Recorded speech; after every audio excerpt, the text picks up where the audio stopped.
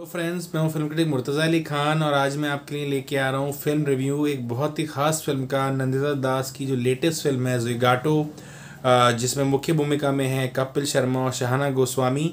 जैसा कि आपको नाम से ही हल्की सी फीलिंग आ रही होगी, ज़ोगाटो जी। तो जोमेटो और स्विगी का मिला के इन्होंने ये टाइटल बनाया है और ये फिल्म एक्चुअली में डिलीवरी बॉयज़ के बारे में है कि किस तरह की हार्डशिप से उनको गुजरना पड़ता है, किस तरह की इकोनॉमिक सप्रेशन, सोसाइटी में किस तरह से उनको डिफ़िकल्टी का सामना करना पड़ता है और किस तरह से कैपिटलिज्म जो है वो अपना शिकार बनाता है इन गरीब लोगों को जो फूड चेन के काफ़ी नीचे हैं।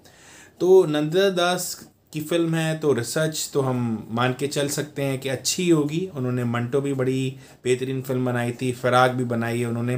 तो रिसर्च बहुत कमाल की है। एक्चुअली में किस तरह के इश्यूज़ हैं, किस तरह की प्रॉब्लम्स आती हैं डिलीवरी बॉयज़ को जो स्विगी जोमेटो या इस तरह की कंपनीज़ के लिए डिलीवरी करते हैं, वो हमें बहुत क्लियरली साफ़ हो जाती है कि पेमेंट्स जो हैं इनको जो सही नहीं मिलती हैं, लेबर की जो वैल्यू है वो नहीं मिलती है, टिप्स जो है उनको ना के बराबर मिलती है, पेनल्टीज़ लग जाती हैं, डिफ़िकल्ट कस्टमर से डील करना पड़ता है।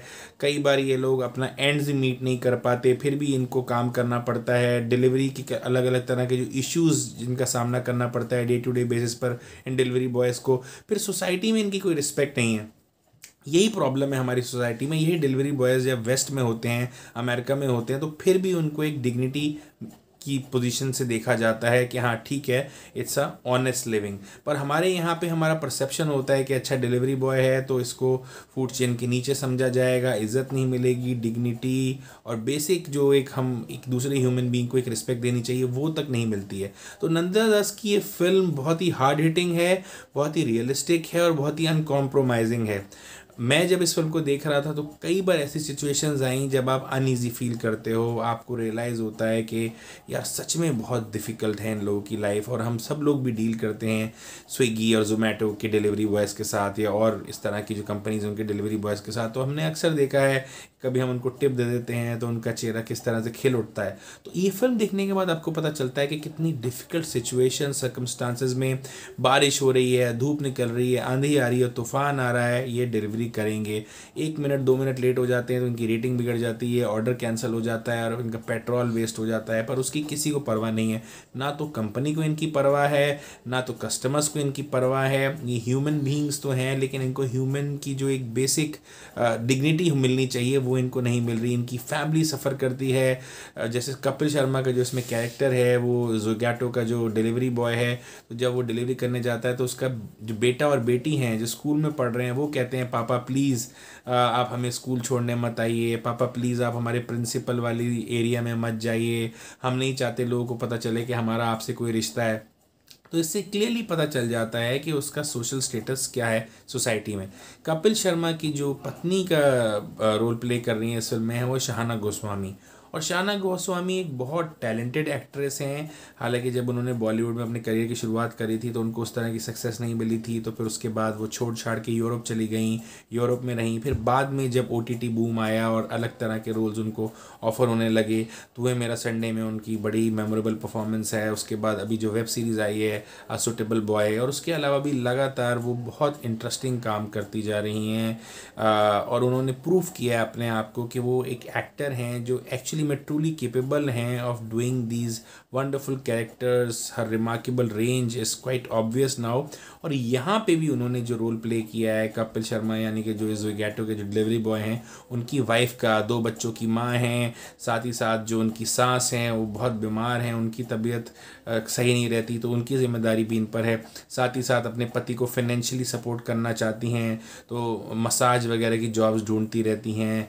फिर इनको क्लीनिंग की जॉब करनी पड़ती है मॉल्स में, तो वो भी चैलेंजेस देखे हैं। तो ये ट्रांसफॉर्मेशन बड़ा कमाल का है जो शहाना गोस्वामी का है, क्योंकि हमने ज़्यादातर उनको देखा है अपर क्लास कैरेक्टर्स प्ले करते हुए with her swagger, with her charm, charisma, and she has this lovely gait and a beautiful package as far as acting is concerned। But here आपको जब देखने को मिलती हैं एक नई तरह की शहाना गोस्वामी देखने को मिलती हैं तो बहुत इंटरेस्टिंग है उनकी यहाँ पे परफॉर्मेंस। हालांकि मेरी थोड़ी शिकायत है उनके एक्सेंट वगैरह के साथ। मुझे लगा कि जैसे कपिल शर्मा अपने कैरेक्टर में बहुत लिमिटेड एक्सेंट का यूज़ करते हुए अपने पार्ट को प्ले कर रहे हैं। शाहना गोस्वामी को भी अपना पार्ट उसी तरह से प्ले करना चाहिए था, ये एक्सेंट और इस तरह की चीज़ों से बचना चाहिए था।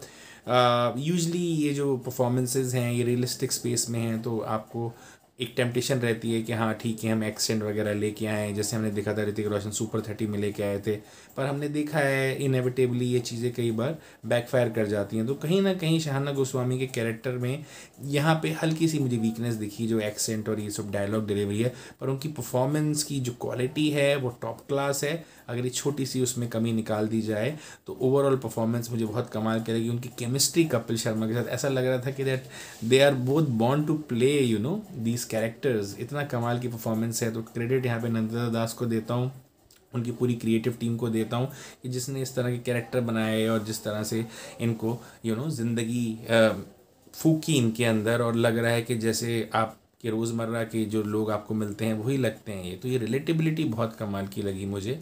अब मैं यहाँ पे एक इंटरेस्टिंग फैसेट टच करना चाहता हूँ, वो है कपिल शर्मा का। इससे पहले कपिल शर्मा ने ज़्यादातर कॉमेडी फिल्म्स करी हैं, वो कॉमेडियन वाली उनकी इमेज है, तो कॉमेडी फिल्म्स करते हैं। लेकिन अगर हम वेस्ट में देखें तो यूजली एक डिमार्केशन हो जाती है कि अच्छा ये कॉमेडियन है तो कॉमेडी करेगा, ये ड्रामा एक्टर है तो ये ड्रामा करेगा। लेकिन हमने देखा है कि अक्सर जो कॉमेडी के लिए जाने जाते हैं ग्रेट एक्टर्स, जैसे अगर हम जिम कैरी की बात करें, सेथ रोगन की बात करें, हम वुडी एलन की बात करें, हम स्टीव मार्टिन की बात करें, इन लोगों ने दिखाया है कि ये ड्रामा रोल्स भी अच्छे कर सकते हैं। तो उसी तरह से ज़ोगैटो देखने के बाद हमें पता चलता है कि कपिल शर्मा भी एक ड्रामा जो उनका जो कंट्रोल है इस जॉनरा पे वो उतना ही अच्छा है जितना उनकी कॉमेडी पे है, बशर्ते उनको एक अच्छा डायरेक्टर मिले।